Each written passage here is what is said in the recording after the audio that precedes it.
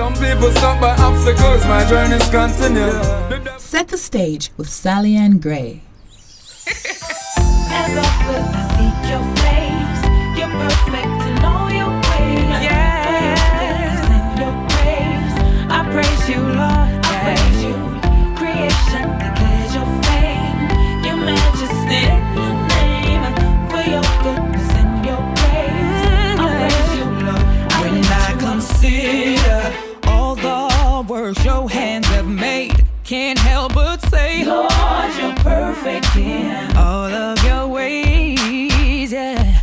Everything in my heart gives you praise. You're the God who is faithful, the one who never fails. Never will I seek your face. You're perfect in all your ways, Lord. And your grace, I praise you, creation declares. I can remember it.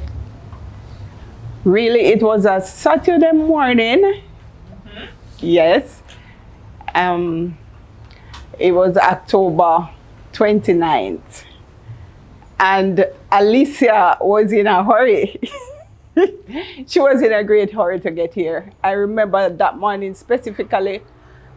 Being a Saturday morning as always, I've gone to the market and purchased some things, and on my way back I started to feel some discomfort.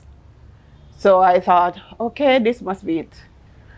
And yes, by the time I reached home, it was time to just pack and go to the hospital. And yes, after some organizing moments, she arrived not long after. Yeah. And I thought of her as my little. Oh, this is gonna be funny. When Alicia was born, she looked like a little rat. I must tell you.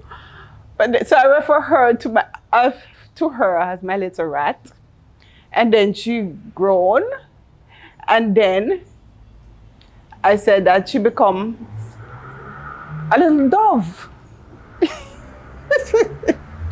And she has grown into a doe. So even up till this time, I still refer to her as my little doe, my little female doe. Yeah, that was Alicia. Sweet little girl she was. So as early as Alicia learned to talk, she was singing. And I tell her, I don't know how to say this because this is an oxymoron. She was a quiet baby, but yeah, she was very noisy. All right, let me try to explain this. Alicia needed no company. She was very quiet by herself. She didn't cry much. And well, she used to suck her fingers. So I think maybe that was the thing that really keeps her very quiet. But other than that, she was singing and singing and singing all the day long and clapping like a little monkey. That was her thing. She sings and she claps all day long. That was Alicia, and I realized, you know, from very, very early that was. Alicia would be outside, she alone. She's sitting on the veranda. And, well, I must say from a very early age, Alicia has been keeping church. And when she's keeping church, she's all by herself. And you can hear the preacher. You can also hear the congregant. And you can hear every different voices. And when you open the door and you look, that was just Alicia alone out there. And I was like, what is happening with this kid? But that was her. She needed no company. Alicia was just that type of child. And just as she keeps church, she keeps school. And that's the same thing. You hear the teacher different from you hear the parents, from you hear the students. But it was just Alicia. And she goes on like that until at church, they discovered that she could sing. So she started to participate in things at church activities, community activities, any community activity, people would ask her to sing, and she was always bold. whenever she goes out, along with her little brother, they both would sing. But he was a shy type. Alicia now was always this outgoing person. So she would pull him along with her and she would sing for anybody who wants to hear. That was her singing from ever since. Hello everyone, welcome to Set the Stage. And you know I'm your girl, SallyAnn Gray. Welcome to season 2. We will be talking today with Alicia Taylor. She is a recording artist from Kingston, Jamaica, and I couldn't be any more excited to have her on the platform. Today we chronicle her journey. You know, season 2 is all about the journey to success and what kind of mindset do we need to maintain in order to get to next level success. So welcome and thank you for joining us. Alicia Taylor. SallyAnn Gray. welcome to the platform. I'm so happy for you to be here. Thank you. Alicia, you know, I am very inspired by you. Really? Yeah, I actually really like you. All right, friend. Nice. You know, and I'm really inspired by your story. My husband and I love your music, right? Wow. And so I wanted to talk to someone who was from, you know, not necessarily a very tamed past. Okay. Someone who is coming from somewhere of adversity, you know, and you have endured some things. And today is all about the journey, you know. We want our audience to get into the mind of Alicia and understand a little bit about the journey. You know, I spoke with your husband and he shared with me that when he actually met you, he just thought you were a backup singer. I mean, how could he think that? You know, we're not about that life. Oh, wow. You are way more than a backup singer. And actually, the world has no idea what they are about to get, you know. And so I just want us to talk in a very authentic way about your journey to the mic. And to the stage. So, Alicia, when did you realize that you actually had a gifting to sing? Like, you know, were you standing in front of the mirror one day and you just hear a voice jump out on you and you're like, That's oh, funny. what's that? But, you know, talk to us a little bit about All right, that. so I don't remember what age I was, but I just remember being on a stage at primary school and I was on the choir. I don't know how I reached on the choir, but I know I was on the choir. And I was singing, I started singing and it was raining. And I remember my mother being in the audience and my sister being in the audience. And my sister, she's just crazy because she's always just standing up on top of chairs and screaming and going on the most way. So I stood out and then it was my time to lead, you know. I got a solo part and I started singing and everybody started making noise. I can sing. So it was just I never actually ever forgot that day. And so for me that was the time when I realized I was like, yeah, I can I think I was in grade 3. Yeah, I remember being in grade 3 and just singing and everybody was like, wow. Yeah, so that was when I realized. Wow. Grade 3 primary school. Yeah. I mean, and that's a pretty young age to recognize your gifting. How do you feel, you know, having been on that stage, you're singing at this concert, your sister go on with a bag of excitement, and then the crowd starts to respond. Can you process and share for the audience, how did you feel in that moment? And tell me a little bit about how receptive were you of the gift? Okay. So being on the stage at 8 or 9, I don't know which age, and just singing and just hearing how people are responding to me, it was a little bit overwhelming. And I was on the stage trying to process what they were saying and trying to remember my verse. Come can't, you know, flop. No, it's my big time to shine. And I remember just thinking how very special I was, you know, as a child. And I remember that it's really God that gives us the gifts and the talents that we have. And I just thought I was so very special. For God forgive me, you know, the ability to sing and to make people feel inspired and just feel all kind of goose pimples and all kind of excitement. And I just remember singing and thinking that I look weird, you know, because I'm not the average height. right now I'm 6 feet 3 inches tall. You know, my dad is 6'11", so I had to be a tall girl. So growing up, I was always a tall girl. And when I was on the choir, I had to be the one at the back. You know what I mean? Always at the back because I'm so tall. So when it was time for me to step out and to sing, I felt as if I was strange. As if I was weird. I wasn't like everybody else. And then I always had these wonderful ears going, one over here and one over, just a fly, And I never liked them. I just thought it would look like a rabbit. And then people used to call me all kind of names, giant mouse, rabbits. And I mean, I can laugh about it now, but back then, growing up, it was hard. It was so hard for me. So when I step out, and in some of the times, you would hear people say things. You know what I mean? And you have to just pull yourself together and remember that as soon as you open your mouth, that things change.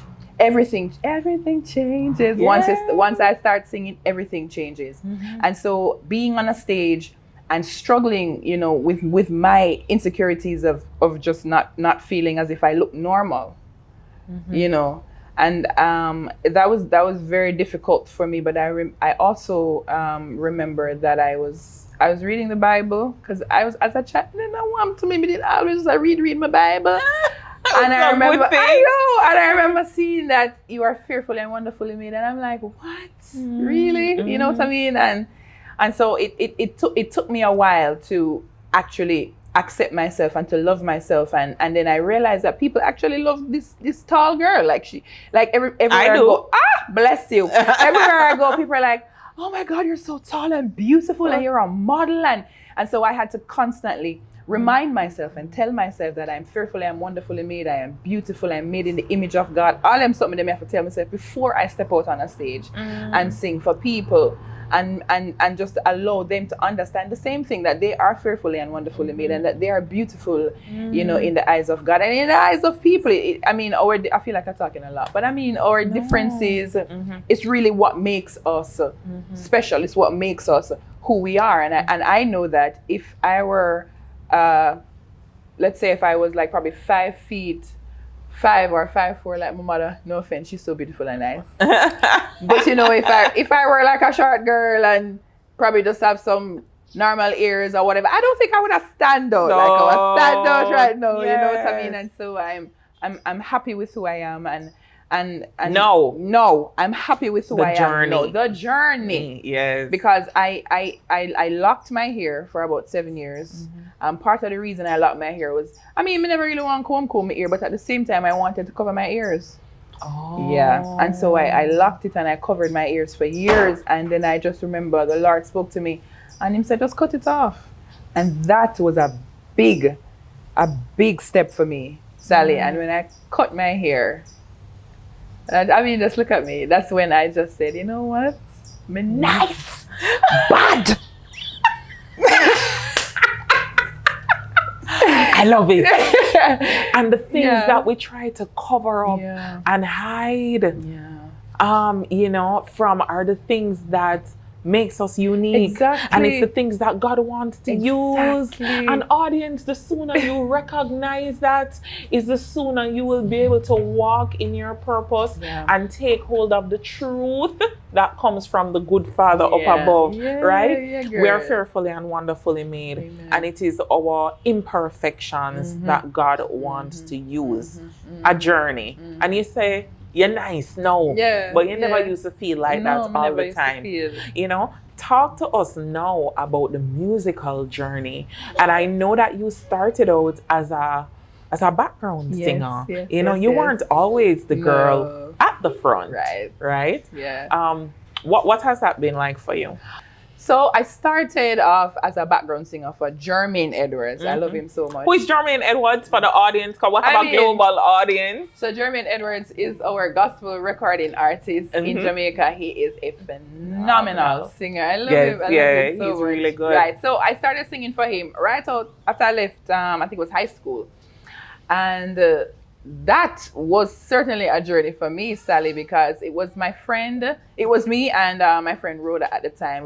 We just left school, and so we started singing, and I was scared because this was a bigger platform. You know, when you're at school and you're singing in front of your peers, yes. A little concert. Yeah, at man. school. Like a concert, like an ISAF, you're all right. But when you touch the big stage, you know, Yeah. you get nervous. And even if you're behind someone, you're still nervous. And I remember just being with Jermaine. I sang for Jermaine for about 10 years. What? Yeah, man, for And 10 years. you know, I have something to ask you Yes. about that Yes. when you finish All right, answering good. this. So for 10 years, I'm behind Jermaine, just singing, doing all the backgrounds and stuff.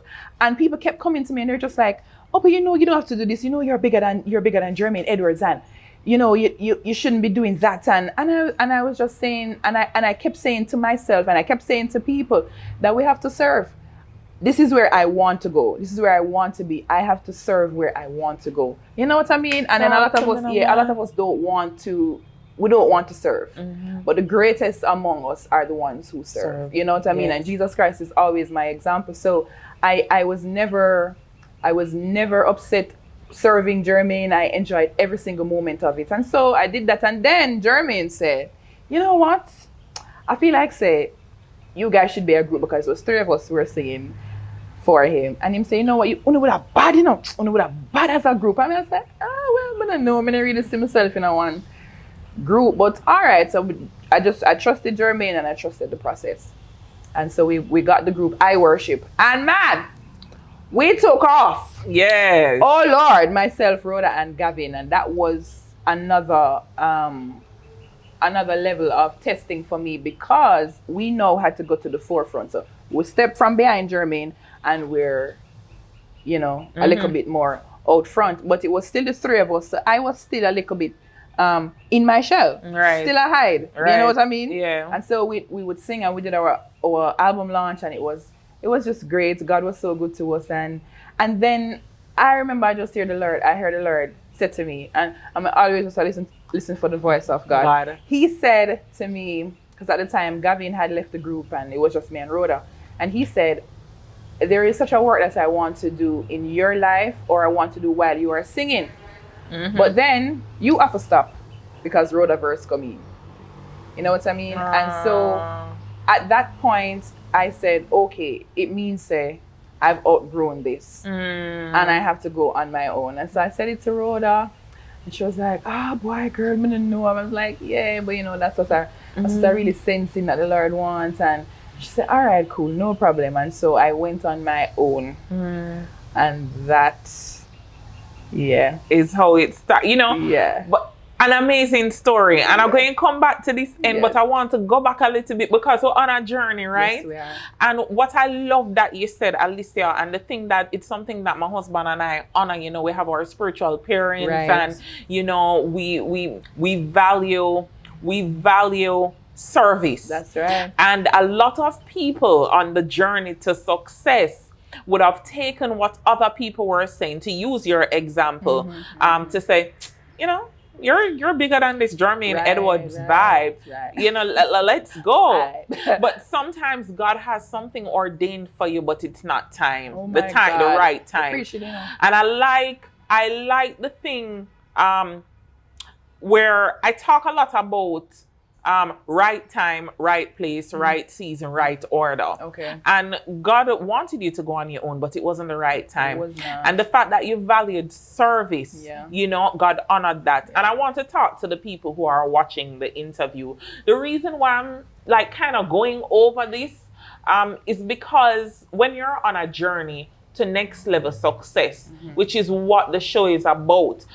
When God is trying to use you to set the stage for something that is going to be next level, it's always met with service. That's okay? Right. And so a lot of people don't understand that in order to be a leader, you have to serve. Yeah. In order to lead other people, you That's have right. to submit and follow somebody. Yeah, that's true. You know, even the pastor has covering, you know? on. And so I just think that that's awesome, and I want to honor you. You know, I bless believe you, in bless giving people you. their flowers while they're here, because, you know, it's a great lesson to young people coming up. That's true. That we should serve You know, because the greatest among them is the one who serves the most. My God. Yes. And what I realized coming up in this industry, a lot of young people, they really don't want to serve. As in, so they want to be promoted, they want to be elevated, but they don't want to be processed, and it don't work like that. It doesn't. Yeah, I forgot through the fire, and I believe that I went through the fire, and I'm just so grateful for where God has brought me. Yeah. Absolutely. Yeah.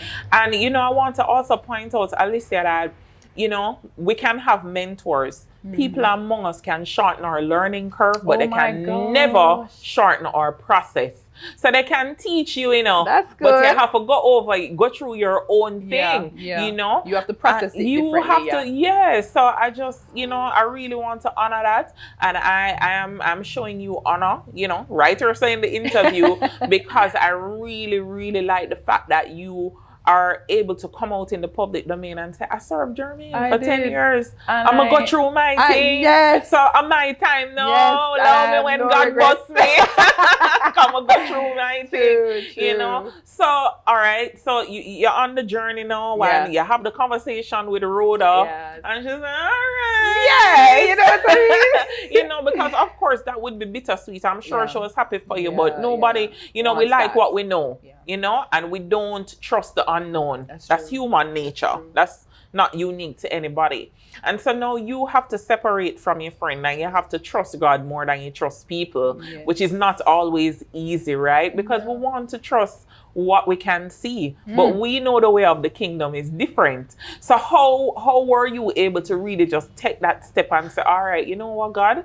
I've gone through my process, and I'm at the part of the journey where you say separation, so that I can do next level. So it came to a place of isolation as well. Yes. So I was separated and isolated, and it was just me and God in a space. And I was like, okay, well, here I am now. So what exactly am I supposed to do? 'Cause I never know which part to go, and I didn't want to go to Germany. And I mean, I could have, but I never wanted to, and I don't think the Lord wanted me to do that. Go back to Germany and say, all right, so, you know, I'm on my own now, so help me. You know what I mean? Right. So I had to pray people into my life. And I remember the Lord. I remember my husband. I was talking to him, and he's so instrumental in my success. And he said to me, he said, you have to pray, man. Because my husband, him epitomized praying without ceasing. Man of God. May I tell you, we are sleeping, I'm nudging my mirror. I said, all right, friend, you're praying in your sleep, you know? And so he said to me, you have to pray. I see something, I don't know why people laugh, and I tell them, this is so true. Right, so him say, you have to pray your team. You have to pray in your team. Jeez. Yeah, man. People who God wants in your life, who God is gonna position to propel you into your next level. And so I went on fasting and I prayed, and I don't remember how this connection came about, but I'm telling you, it was divine. And I was talking to this young man, his name is Javis McIntosh, and I was saying to him, just at an event, I said, Javis was my friend. I said, Javis, you know, I'm supposed to do this thing. I'm gonna know what I'm gonna do because, you know, we need to produce some songs and whatever. And he's like, you know, I'm just starting up the producing thing. I said, really? I said, all right. And I mean, people were saying to me that, you know, somebody like you, Alicia Taylor, you need to get somebody who is established and somebody who is out there. And then it's always that voice of the Lord saying, no, man, work with Javis. And so I worked with Javis. And the first day I went to the studio, I said to him, you know, I have this song and I don't know how to get it out. And he said, no problem, give me the beat. And then I was just like, and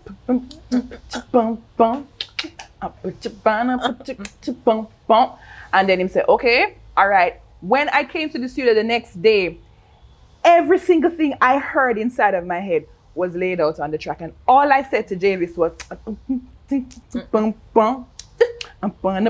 Javis just put everything together, and I almost cried because I could not believe the hand of God right there. And I just know that Javis was somebody I prayed into my life and I prayed into my space. And he's the one that's responsible for Dear God. You know, the EP just, you know what I mean? And it was just so overwhelming. And so I prayed Javis into my space, and then my husband said, okay, all right, great. Now pray your musicians into your space. And I'm like, that's a lot of praying. You know what I'm saying? And so I started praying that, and there were lots of people that came, but it never felt right. And I remember one day I was talking to this young man. His name is, well, everybody called him Funky.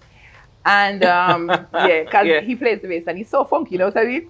So I was talking to him and I said to him that, you know, I have this show coming up and I don't know who I'm going to get to play and whatever. And he's just like, I mean, I'll play for you. I'll play for you for free. Anytime you want me to play, just call me and I'll play. And I was like, what's happening here? That good? Yes. And so right now he's the MD for my band. Wow. And so and he's the one that's responsible for getting all of the band, everybody together, and then I had to pray the singers in, and so it was just a whole lot of prayer. But I'm very grateful that I listened to God and I listened to the priest, which is my husband. You know what I mean? And also listening to my pastor, because he was so instrumental in it. You see my pastor? Bishop Cody McLean. Yeah, man of God. Man of God, man. You see him?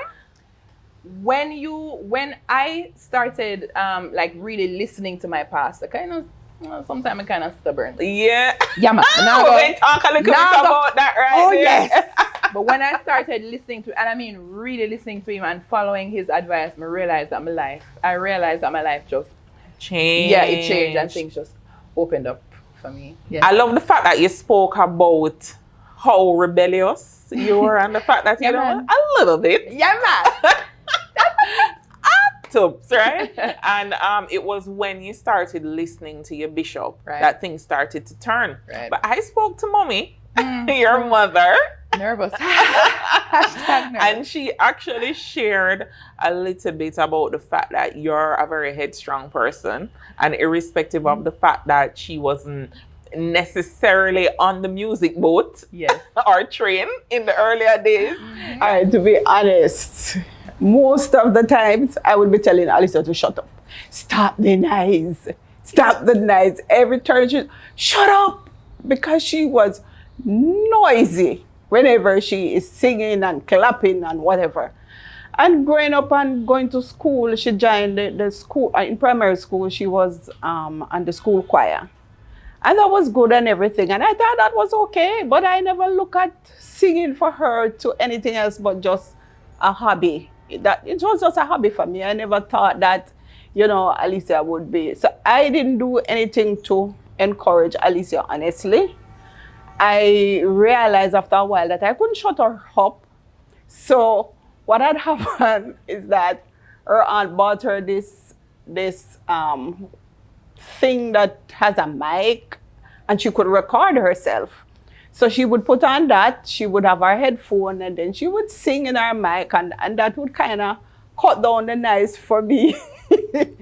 But other than that, I didn't do much to encourage. As a matter of fact, I thought more of Alicia as somebody who was more dramatic than really so much of a singer, even though I recognize that she could sing very, very well. But I didn't see her going into music, because I had insisted that Alicia go to University of the West Indies to get an education, a degree in something, not music. She always wanted to go to Edna Manley, and I'm like, why? Why would you want to go to Edna Manley? You know? But she started university, and she went, I think it was probably 2 years, you know. And then she dropped out because that's not what she wanted. She wanted to sing and she wanted music, and she decided to pursue her music career herself, honestly with no help from me. So all right, started out, I did not put enough emphasis, or I didn't try enough to help her along her music career, because I did not think of music, of her doing music as anything lucrative, really. I thought that was a phase and you need to get yourself, a profession. But looking back, and just realizing that even though I did not encourage her, she still pursued. She continued to fight and she continued to sing and she continued to just do her thing because this is what she wanted.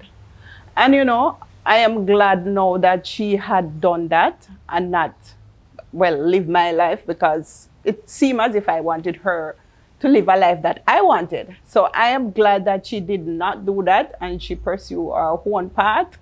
And now I am very much proud of her. She almost did it by herself with little help from me or any other member of the family. So she, it would have been her peers at school or wherever else that would probably encourage her more into it. Because I even remember really reprimanding her one evening for going to ICF. She left school and she went there. And I was so upset because I was like, what is all this about this singing thing and whatever, you need to, whatever. But after I've seen her in the All Together Sing and all these things and seen the things that she was really doing and see how much she loved it and how happy it made her, I almost felt a little guilty that I didn't really try. But at the same time, she continued, she pursued, and I am very much proud of her. And right now, as a matter of fact, whenever Alicia sing, I'm telling you, I still get goose pimples, even though I've heard her sing so many times over the years. And I just want to say to the world that Alicia have a lot to offer. She's just this genuine, authentic, talented person that, she have a lot to give to this world in her music. And I really wish her well. And that, Jamaica will just support her and the rest of the world, And, she will go far. She have places to go. You were headstrong. Yeah. Talk to the audience a little bit, Alicia, about that type of mindset, the attitude that you have to cultivate when you know God has placed something inside you, but the people around you, even family members, don't see it. It's not that they're not supportive, but they don't see it yet. Yeah. How do you maintain a positive mindset towards success as you're journeying and you're journeying alone? Yeah. With the gift. Alone. You're right. You have to be relentless. Yes. And you have to be respectful. Yeah, because I love that. Yeah, so it's the 2 R's for me. You have to be relentless. You have to pursue it because this is what God wants for me. And persons around you may not understand, but you still have to push through. But you have to be respectful because they're not seeing what you're seeing. You understand? And you can't just go, this God offer me, so you lucky. Can't, we can't operate. That's not the spirit. So I had to try my best to balance. And my mother, right, me very headstrong. Yes. So some of the time, strong part come off a little bit because we're not perfect. Yes. Right? Yes. So some of the times when persons would say to me, "Oh, Ali, I don't think that this is the way for you to go." I said, "Well, I never really ask you. I feel like I just go. I go in you in your small corner and I in mine, and then." When I go back into my quiet space and God talked to me and said, "No, man, girl, kind of behavior is that?" Yeah, no. And then I have to repent to God and I have to repent to man. Because I don't make no sense. And reevaluate and reassess. I like that, reevaluate and reassess. So it was constantly balancing being relentless and being respectful. Absolutely, and that is definitely a mindset for Yeah. us to keep Yeah. as we strive for next level success and we're on our journey. Because audience, everybody won't see what you see. Everybody won't hear what you hear. Everyone Right. won't get what you get. That's right. And what gives to you is for you. So everybody won't get it, but it's just very necessary as you journey to maintain a mindset that, I'm going to 2 hours. yeah, I'm just gonna be relentless and respectful. Yeah, definitely. An awesome mindset to keep. So we heard from Mommy, and we're gonna fast forward now to hubby. You see how she's blushing? And blushing. So I spoke to your husband, Ali, and he shared a little bit about, your journey. How me and Alicia met is very interesting because it was back in 2007. It was just a casual, everyday routine for me and my friend. Every evening we would go to UWI. We were going to UTech, but every evening we would go to UWI and we'd take the UWI bus to go home. And the reality is every evening we would meet some other girl. And the interesting thing about Alicia is when I saw her, I invited her to sit with me. But, it was just a casual move. I just saw this girl and I said, wow, she's tall. And she was coming in the bus and I said, young lady, I didn't really say it out loud, but I made the signal for her to sit beside me and she didn't. She didn't sit beside me, she went at the back. But it was so interesting because she went to sit beside her friend, which was sitting beside my friend. So by the end of the bus ride, we all knew each other, met each other, and exchanged numbers. What really pulled me into her after that is, I realized a genuineness about her personality, and she was just different. There was some form of a connection, but not in a romantic way or to say that, I like this girl. It was just a friendship, really.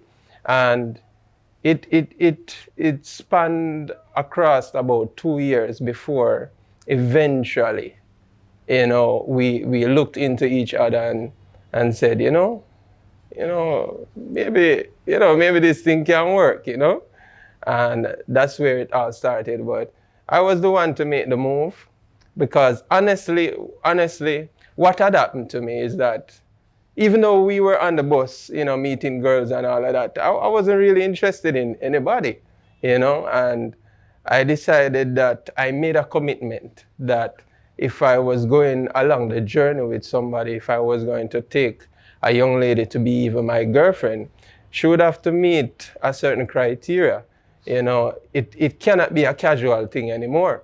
So, when I met her and I saw a lot of the stuff that she had been through and the pain and all of that, I said, this lady really need a man to just love her and take care of her and be the one. And interestingly, with my relationship with God, immediately as that came across me, the Lord said, you are the one. You are the one to really love her and, be a good man to her. And that's where it all started. Alicia as a singer is very interesting because when I met her, I knew that she was a background singer, but I really didn't know that she could sing, So, it was never a thing that, oh, wow, this girl can sing. But, along the way, after going to a church service with her and she was invited to sing, I didn't know that she could sing to that level. I just thought that, oh, she's a singer. But, when I heard her really sing, that's what really wowed me. But, singing was not the thing to really pull me in to want her as my woman. It was really the heart of who she was, the inner Alicia. That's what really pulled me in when I found out who she really was, Well, the journey, it is so much a complex journey. A lot of stuff happened. And at one point, I would say that Alicia was a point of backsliding, And at that time was really when ministry birthed on both sides, on my side and her side, because of the pain and, you know, what was happening there. It either it would kill us or it would build us. But, you know, with a great shepherd and a great ministry, Bishop Courtney McLean and the Worship and Faith International Fellowship family, you know, being in that atmosphere really helped us to transcend into what we are called to be. So, you know, the atmosphere, the ministry that we are a part of, I believe played a very integral role towards Alicia coming in to who she is now. Because, tell you the truth, we are coming from far, she's coming from far. And, you know, that really helped her to propel. You know, I've been there as a husband, I'm a motivator, so I'm always behind, hey, you need to do this now. We need to see this by the end of this month, you know, what's happening here. So, you know, it has always been that kind of a thing, you know, for me, you know, being there and just being an encourager, ensuring that, you know, the work or the purpose is carried on.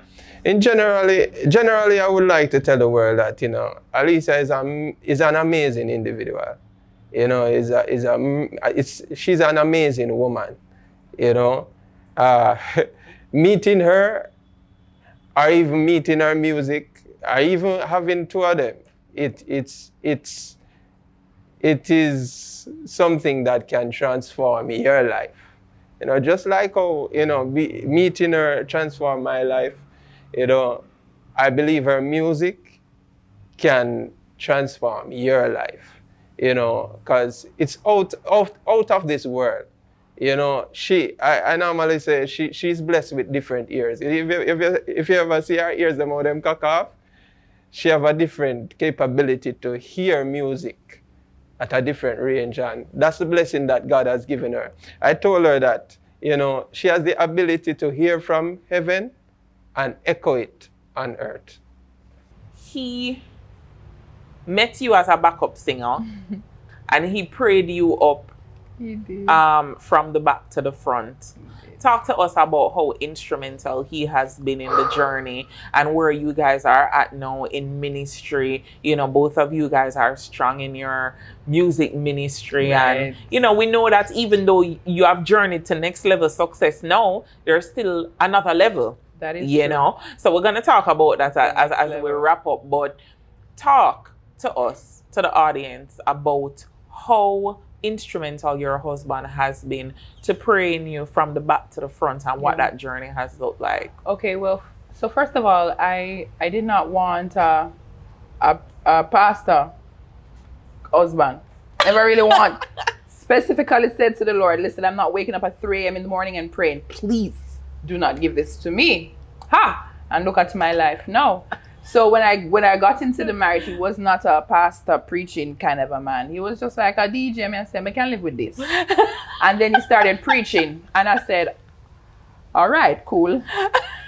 I can live with this ish. Ish. And then I realized that he was going into like the pastor, and I'm like, all right, my trap. I hate this now. God tricked me. Right? But it wasn't what I wanted at the time, but it was definitely what I needed. Jeez. Because my husband, and I'm serious, I'm not trying to flatter, you know, him, but my husband honestly prays all the time. And so when I cannot see certain things, he's seeing it. Because, you know, as my priest, he's seeing what I can't see. And so he would always come to me very respectful, because he's nice and he's a nice man. Feel like would I keep him. Right. So he would always come to me. You know what I'm saying? He would come and he would show me and he would say, babes, I don't really think that this is going to work this way. I think you should do it this way. But pray about it. I'm going to say, all right, fam. Yeah. All right, me pray about it. But then he was always in the background praying. Some other times I wake up and see him over me praying. I'm like, what is happening here, God? What is this? What is this? But kind of intense. Kind of super intense, you know what I'm saying? It's like, back up a little bit. Yeah. But I'd see him just there praying, and I'm like, God, what is happening here? Right? Intense. Super intense. But he would be praying and praying and praying, and he's praying for my purpose to unfold and to unlock, and praying people into my life and praying people out of my life. And you know you need that sometimes. The praying out. Listen, Yeah, man. the praying out of people really helped me. And so he was praying, and I couldn't see it. I couldn't see it, Sally, until it started manifesting in the physical. And I say, okay, that's something here. It really at work. And so going from the back to the front, as you have said, and just having him there helping me and guiding me and pushing me, and now both of us are basically in full-time ministry with a child. Yeah, man, with a child now. So we have to. We're trying to find that balance. You know if there is one, you know what to I'm be saying? found. Yeah, because he's doing his music now. I'm doing my music, and then now, Sally, here when my husband are gonna tell me say me for preach. I don't God know. trick you. Not trick me. Trick me so good. But you know what? It is not about me. Yes. Let Alicia be slain Yes. and Jesus Christ Be magnified. be magnified. Amen. Right. And that's one of the things I've learned with my husband. So I'm never able to settle. I can't settle. Because after I do this, I'm doing this music thing, and he's saying, hey, you have to take your music thing now to the next level, and you have to go into mentorship.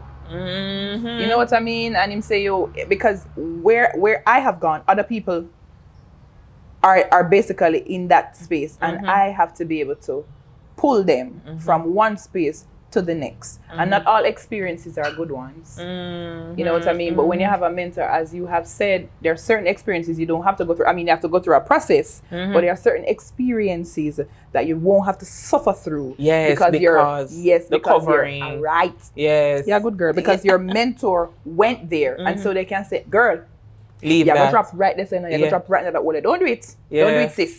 Pack up your things and come. And so I'm just really honestly grateful to my husband who is a praying man, and him not stop pray. It don't stop. You said something profound, Alicia. You said just when you're about to catch your breath. So you've gone from the back to the front.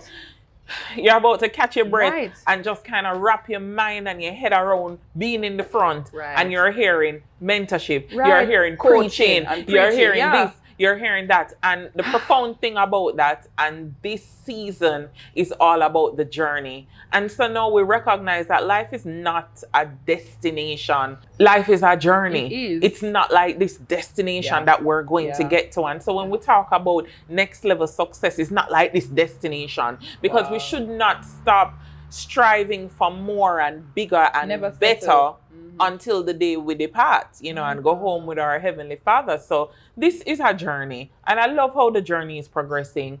And, you know, I'm just really very proud of everything that you've accomplished so far, for real. And I believe, you know, and this is also a lesson for next level success, that we should speak life into other people, and we should give people their flowers while they're still in the land of the living like funeral don't count. We can't hear, you know. So not your thing. I'm dead, sorry. So I just wanted to you know, let you know how proud I am of you on this journey. The world, you know, is not ready. TBN, look out. VH1, look out. And I just want you to you know, two things I'm gonna ask you to do as we close. 2 tips for young people who are coming up, you know, they've been through a lot, having a lot of, you know, mental battles. You know, some people have their own set of what people refer to as vices or demons or whatever. And they're trying to push forward in purpose and move their journey forward. But every time they put a foot forward, they feel like they're going backward. You know, what would you say to encourage somebody who is on their journey now? They're in the back.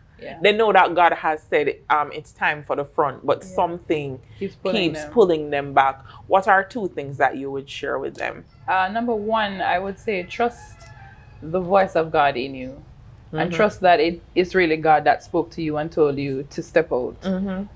Trust Him in your process. And the second thing I would say is to remain faithful, serve, because we can't get out, we can't get around serving. Serve. My husband always says to me, how can I despise the very thing that I desire? Yeah. So if I love that. Yeah. So if I want to be a singer, if you want to be a singer, world-renowned singer, and you see somebody, let's say you see me and I'm there and I'm singing, but then you're criticizing and you're tearing me down, you have torn down the very thing that you desire. And instead of doing that, find a way to serve into that. Find a way to serve that, so that that grace can come upon you. And it is through service that some of the things are made easier for us. And that would be my advice. Yes. Sing somebody into a happy place right now as they're journeying. Alicia, sing somebody into a happy place. All right. Putting you on the spot. I always don't know what to sing, I swear. Why? All right. Okay. Let's do this one. Yea, though I walk through death's valley, I will fear no evil. And that's what I say. I gotta believe it. I gotta receive it. 'Cause with everything going on in here, I've gotta tell fear, fear no, fear no. 'Cause you can't defeat me, and you will not kill me. Fear no, fear no. You will not take over. You will not get my soul. Alicia Taylor, Set the Stage, Season 2, The Journey. You are on a journey and God has amazing things for you. And sometimes when He says it's time for you to move from the back to the front, you have to just walk out and trust God in the process. Amen. See you soon. Bye.